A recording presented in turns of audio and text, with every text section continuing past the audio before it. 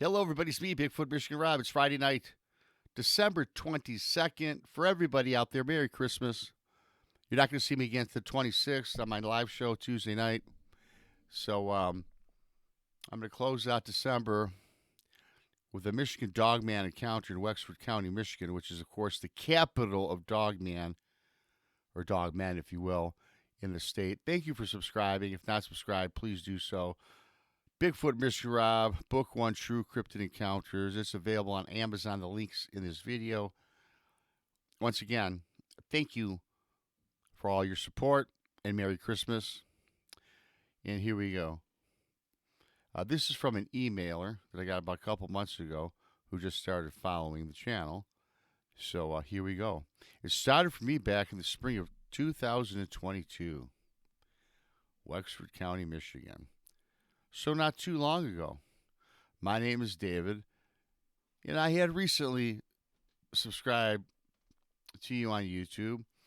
And last Tuesday, I saw your encounter story about your encounter in Cadillac, or Wexford, Michigan, the county.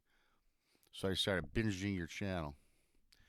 I was like, wow, this is a Michigander like myself. So I promptly subscribed. Your encounter has all the elements of fear and sadness, and I'm deeply sorry about your personal loss. Thank you for that. You had noted that Wexford County is the acclaimed Dogman capital in Michigan, our beautiful state.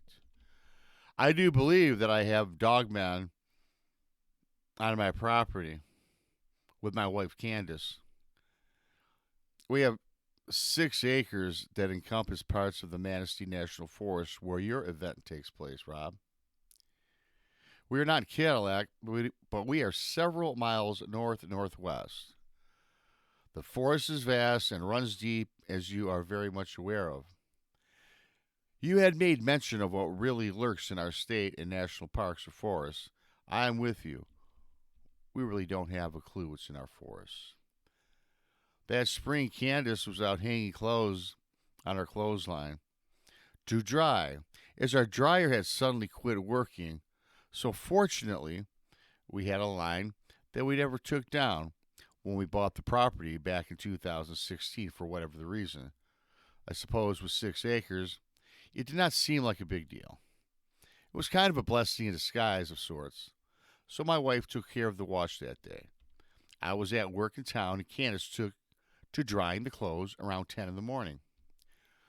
Our property is surrounded by the forest on all sides, and we have a modest 1,500 square foot home, or ranch style home, with a chicken coop out back. Actually, kind of off to the side in the back. We have no children, and a German shepherd we named Fargo. Yes, Rob, Fargo. Kind of a weird name, but that is Candace's favorite movie. So she won that argument.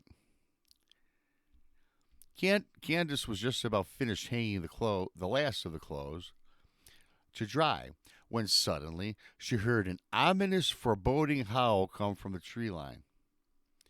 My wife became spooked and hurried back into the house, leaving a few remaining unhung clothes in a basket.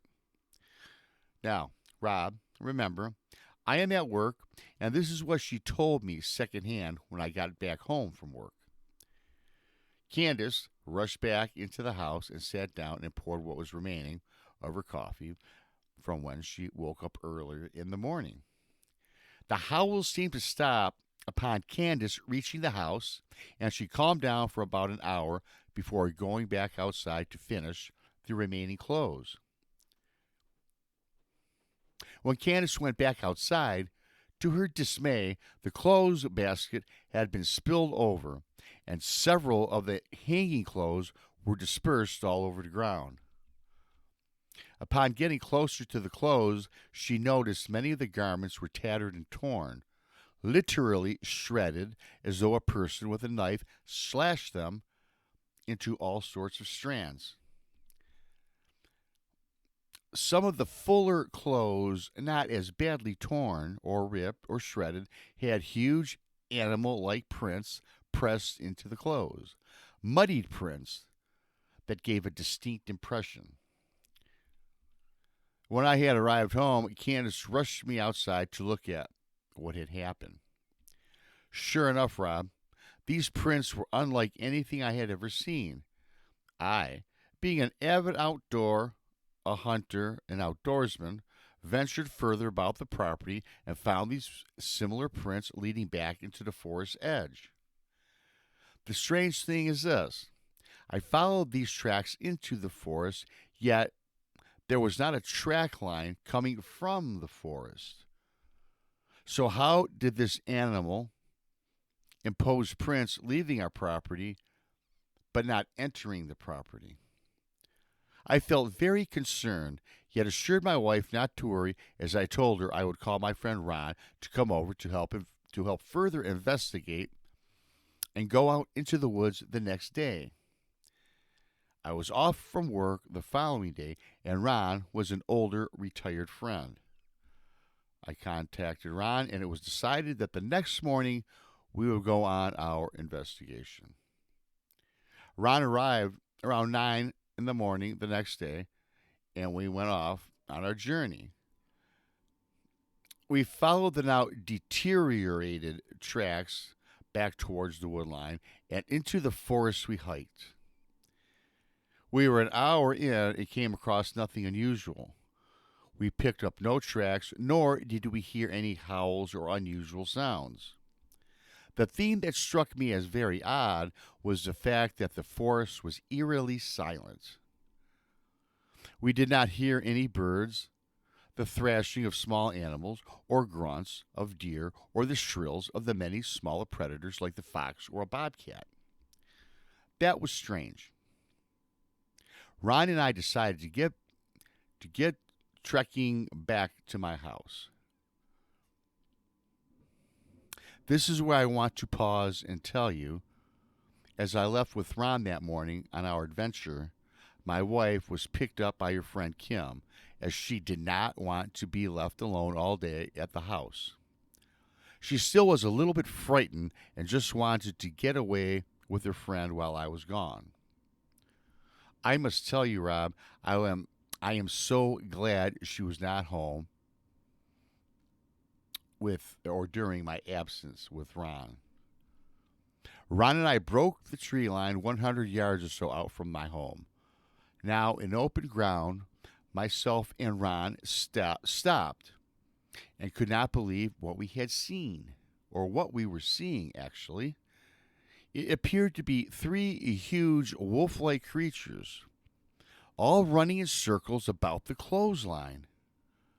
I had to squint my eyes tightly, as in my vision these wolf-like beings were running not on all fours but on two legs. Ron had a set of binoculars, and in his horror, he handed over the binoculars to me. In my dismay, I looked through towards my home. I was correct. These were wolves, but they were on two legs. How can that be? They had the wolves' heads set upon their shoulders. They were big. They were lean. The horrific part of this, that there appeared to be chickens strung up from the clothesline. I could not be certain. I zoomed in as close as I could, yet was not 100% sure. Then a loud bang rang my ears as Ron was firing his shotgun up in the air. With the sound of the shotgun blast, these wolf-like creatures ran in an eastward direction. Thankful not at us.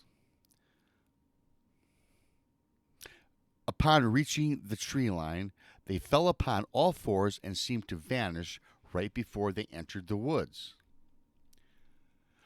Ron and myself hurriedly ran towards my house. My vision was correct. They strung up and slashed three chickens. They were not eaten. They were mutilated. It seemed not for consumption, but for sport. I quickly turned to my chicken coop, and it was smashed to pieces, and the remaining dead chickens again were mutilated. Never in my lifetime had I felt so fearful and sickened inside my body. Ron and I immediately cleaned up the remains and went inside my house. I thought it strange that our dog Fargo was not barking or making a sound.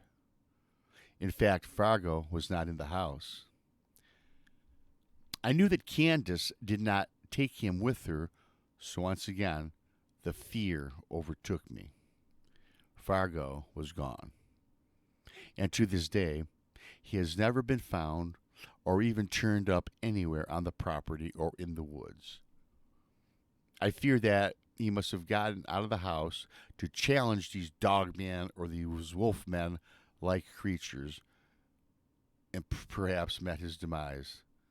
The thought terrifies me. I certainly hope that is not the case. Candace and I have not seen these creatures in a year now. I am hoping they left us alone, feeling they succeeded in whatever it was they had in store for us. Candace is distraught over the loss of Fargo, and to this day wants to move. I have mixed emotions. This is a beautiful property and home. Perhaps we will move.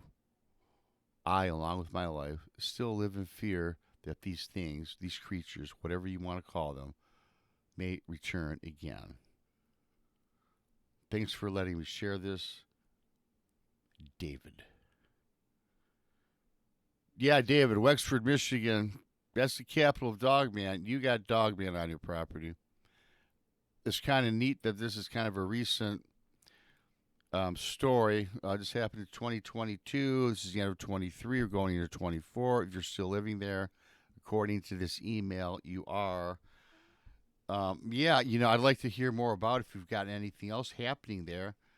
Again, you emailed this 2 months ago, so I'm suspecting that you haven't had anything. But I got to tell you something. 2 things I suggest you do, because if you're living in fear, that's not good at all. I would not want to live in fear.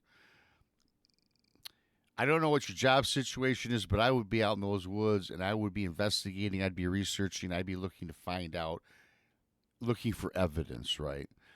The fact that they have not come back, maybe they just want to scare you. Certainly seeing the chickens slaughtered like that. It's not the first time I've had a story where chickens have been, mutilated. It's not the first time I've heard about family pets, particularly dogs, disappear. In some cases, unfortunately, the dogs have been found and they have been killed. I hope that did not happen to your dog, and I'm sorry that he's lost and you're wondering about that. You might want to reassess where you live, though, my friend, especially if you live in fear. Don't think I'd want to live in fear. It's Christmas, everybody. Merry Christmas. Have a great new year coming up. Thanks for subscribing. Share me out. Give me a thumbs up. Leave a comment. I am Bigfoot Michigan Rob. I love each and every single one of you. And have a very Merry Christmas.